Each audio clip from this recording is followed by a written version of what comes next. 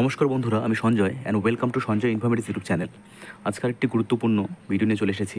আজকের এই ভিডিওতে আমরা দেখব যে আসন্ন ডাব্লিউবিপি পরীক্ষার কী ক্রাইটেরিয়া রয়েছে এবং কোন সাবজেক্টে কত নম্বর রয়েছে এবং তার সঙ্গে সঙ্গে সেই সাবজেক্টের বিষয়গুলো কী কী এবং কোন কোন টপিকগুলো আমাদেরকে ভালো করে পড়তে হবে।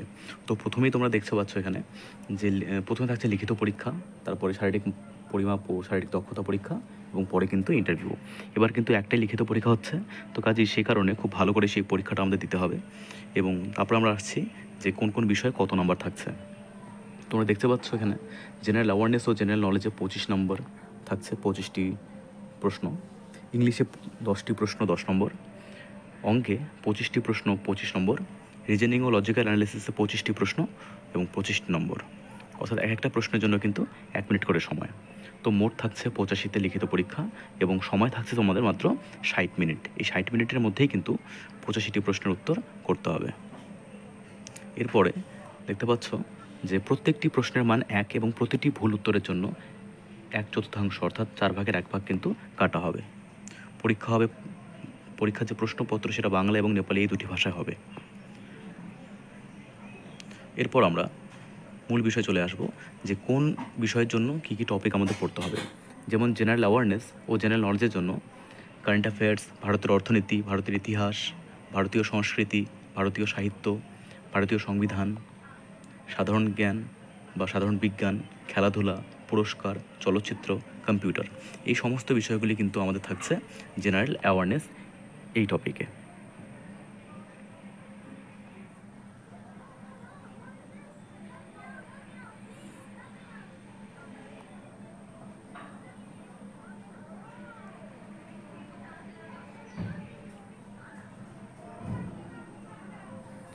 তো পরবর্তী আমরা চলে আসব ইংলিশ, অর্থাৎ ইংলিশে কী কী আমাদের পড়তে হবে। ইংলিশে পড়তে হবে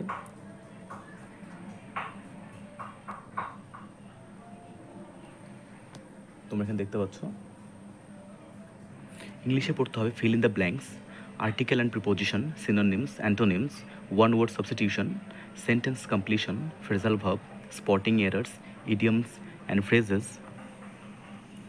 প্যারা কমপ্লিশন, স্পেলিং টেস্ট এবং এরার কারেকশন। এর পরবর্তী আমরা চলে আসছি গণিতের সিলেবাসে। এখানে তোমরা দেখতে পাবে যে বিষয়গুলো টপিকগুলো আমাদের পড়তে হবে: ভগ্নাংশ, গসক ও লসাগু, অনুপাত ও সমানুপাত, অংশীদারি কারবার, সময় ও কার্য, নল ও চৌবাচ্চা, সময় ও দূরত্ব, নৌকা ও স্রোত, শতকরা, লাভ ও ক্ষতি, তার সঙ্গে সরল সুদ, মিশ্রণ এবং থাকছে ত্রিকোণমিতি ও পরিমিতির প্রশ্ন। তো এই টপিকগুলো কিন্তু গণিতে কভার করতে হবে।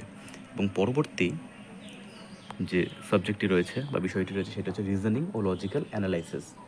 তো এখানে আমাদের যে টপিকগুলো পড়তে হবে সেগুলি হলো সংখ্যা শ্রেণী বা নাম্বার সিস্টেম যাকে আমরা বলি, বর্ণশ্রেণী, শ্রেণী বিভাজন, সাদৃশ্য, সাংকেতিকরণ এবং অসাংকেতিকরণ, দিক নির্ণয় সংক্রান্ত সমস্যা অর্থাৎ ডাইরেকশন টেস্ট, ভেনচিত্র অর্থাৎ ভেন ডায়াগ্রাম, লুপ্ত সংখ্যা নির্ণয়, ম্যাট্রিক্স কোডিং, বর্ণমালা সংক্রান্ত সমস্যা।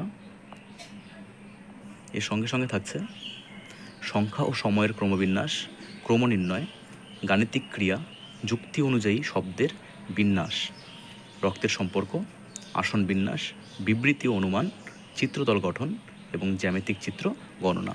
তো এই হলো কিন্তু 85 নম্বরের যে ডাব্লিউবিপি লেডি কনস্টেবল এবং কনস্টেবল মেইন যে মূল পরীক্ষা, লিখিত পরীক্ষা।